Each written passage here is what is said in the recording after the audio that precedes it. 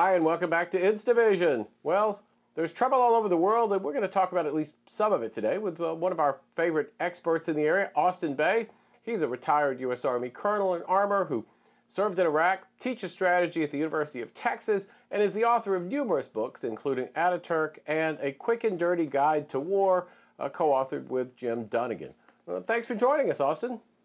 Glad to be here, Glenn.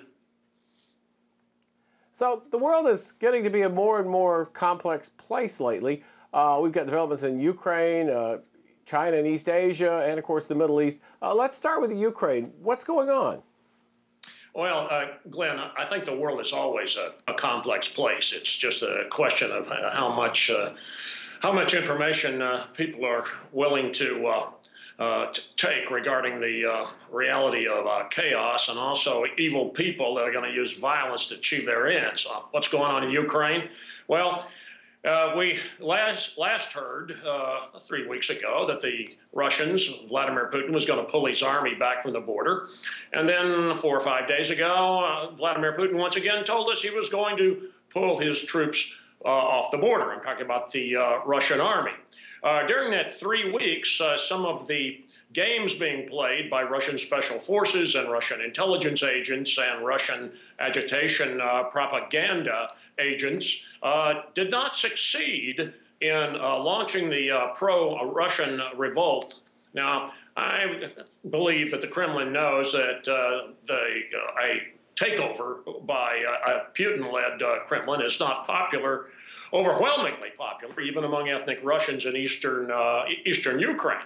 So what's going on right now is I think the Russians are waiting to see how the elections come off this coming Sunday on May 25th. That said, there's a possibility that we'll see attempts by pro-Russian activists to disrupt those elections, particularly in eastern Ukraine. Well, the sort of broader consequence of what's happened in Ukraine is that the very soft response from the U.S. seems to be emboldening people elsewhere. And, of course, that includes Putin in that area. Do you think that the Baltic republics or Moldova or even Poland might be at risk of Russian invasion or subversion? Well, yes, I do, but they do as well. I mean, the Estonians, Lithuanians, and Latvians were among the first 4 countries after Ukraine to scream. The fourth was Poland. Remember, the Baltic republics were absorbed by Stalin and forcibly brought into the Soviet Union. And Poland was split between Adolf Hitler's German Nazis and Joseph Stalin's communist Soviet Union in 1939. The Poles have been absolutely vehement in their demands for permanently stationed NATO troops. Several Polish leaders have said, gee, they'd like to include American troops. Now, I was an advocate from the beginning in late February, when the Russians made their move into Crimea, that we needed to consider forward deploying an American heavy brigade, an armor brigade. At the time, you would call it a militarist if you did it. No, what it is a deterrent force, and it's a deterrence, a containment of measure.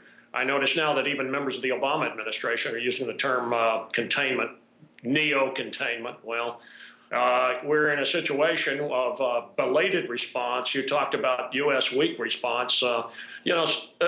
Glenn, really stiff biting sanctions that affect the oligarchs in Russia they would be welcome, but they have yet to be instituted, and we have had a weak response. Yeah, it really does seem that way, and that seems to have sent the signal to people in other parts of the world that, hey, maybe this Pax Americana thing is sort of over, and resource and land grabs that would have been inconceivable a few years ago are now there for the taking if they move fast. And that actually is what we see going on in China. We see China moving into the South China Sea and starting to drill for oil in disputed territory and things like that. Now we've got Vietnam and China pretty unhappy with each other, with riots against Chinese factories in Vietnam. And I kind of liked it that the factory with the American flag was spared during all of that. What does all this mean? Is China going to face significant resistance around its periphery, or is it just going to steamroller them?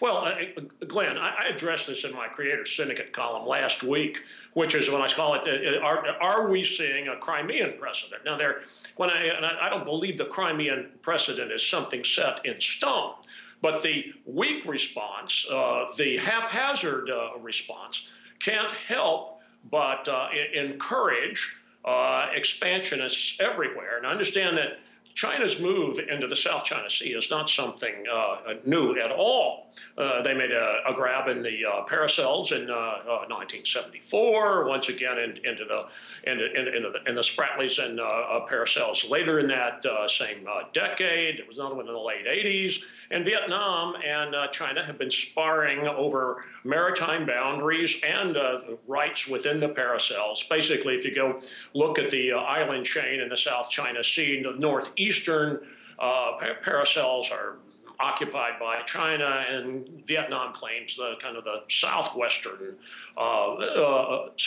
zone. The Chinese have been making these claims with increasing strength. In terms of political and diplomatic initiatives, political rhetoric, really over the last 5 or 6 years.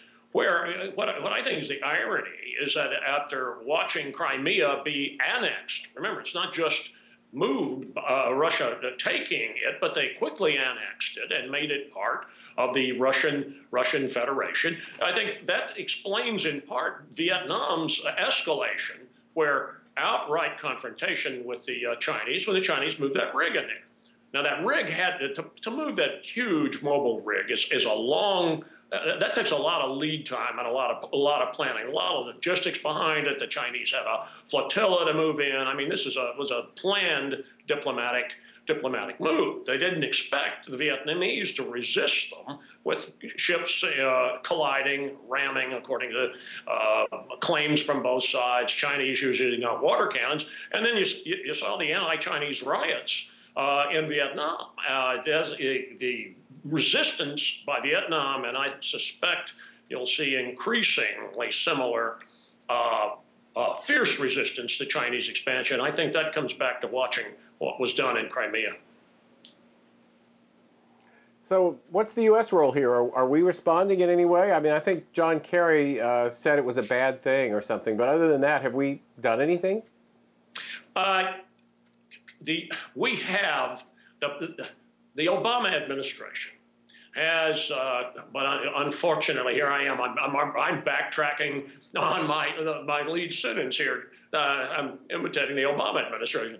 The Obama administration came down and said, this is a terrible attack on the 21st century political order. It is. It's an attempt to roll back agreements at the end of the Cold War, specifically the Budapest Accord of 1994, which the Russians signed and it guaranteed territorial integrity and sovereignty of Ukraine. And so you've shattered elements, actually significant elements of the key agreements that were to help guide the orderly transition from communism in the Soviet Union in Eastern Europe to a more stable and free and open society.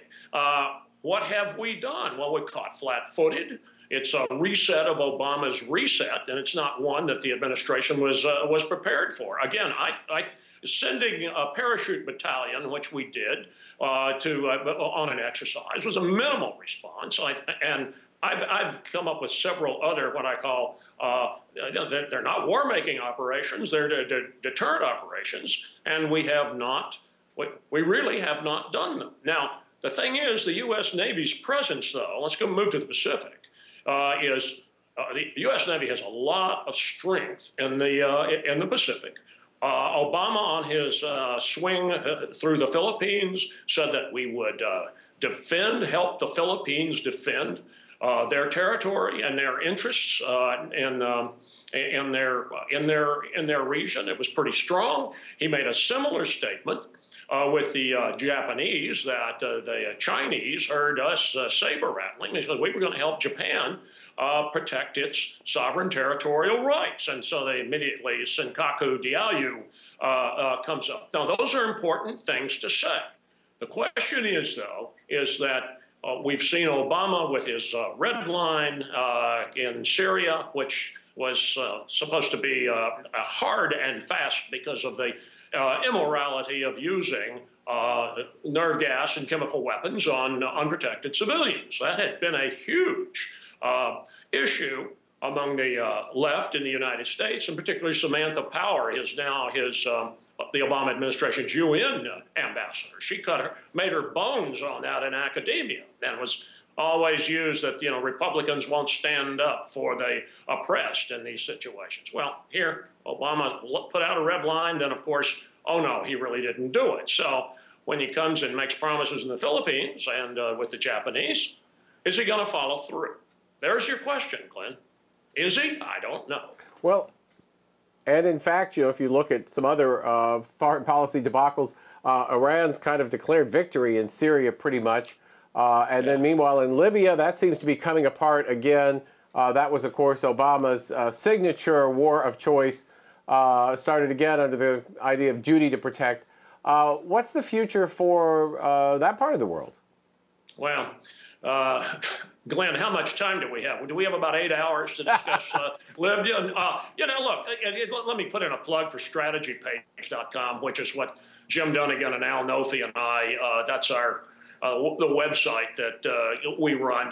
Jim has been writing some very, very pithy and explanatory short articles about Libya. You know, we've covered Libya for years, but about the situation in Libya over the last 8 weeks, and you can find them. You can find them in various spots on at strategypage.com. Look, Glenn, this sounds like something of a radical notion, but if the Libyan government can get some responsible security help, and that may mean help from NATO nations, could be from the Egyptian government or whatever. I think that their longer-term prospects, despite the tribalism, chaos, and the Islamist groups, there's a chance of success. But I would even say right now, a good chance of success, but it would require focus, it would require leadership, and it would require engagement by Washington and not leading from behind. And that's, I don't see that. So what's the future with Syria? Look, there's some very interesting things still going on in Syria with the Syrian opposition. And there's last week, and I saw this covered by Pajamas very well on this. Some of the statements from members of the Syrian opposition that they see some common interests with the Israelis. No kidding. Well, they've had common interests with the Israelis for a long time, which is peace and getting rid of the Assads. So Iran can declare victory, and they have certainly succeeded in propping up the Assad regime. They've gotten through that. But I'm not sure it's over. I'm not sure it's over at all. Well, I don't think any of it's over, and I think, unfortunately, the remainder of 2014 isn't likely to look any better in terms of world peace. But thanks for coming in and helping us figure it all out. Anytime, Glenn. I hope this has been helpful. And that's Austin Bay. He's a retired Army colonel who teaches strategy at the University of Texas. He's written books like Ataturk and A Quick and Dirty Guide to War, co-authored with Jim Dunnigan. And, of course, also with Jim Dunnigan, he writes at strategypage.com, which is a must-check resource. Well, thanks to all of you for checking in with us here. We'll be back soon. In the meantime, have fun on the internet. Thanks.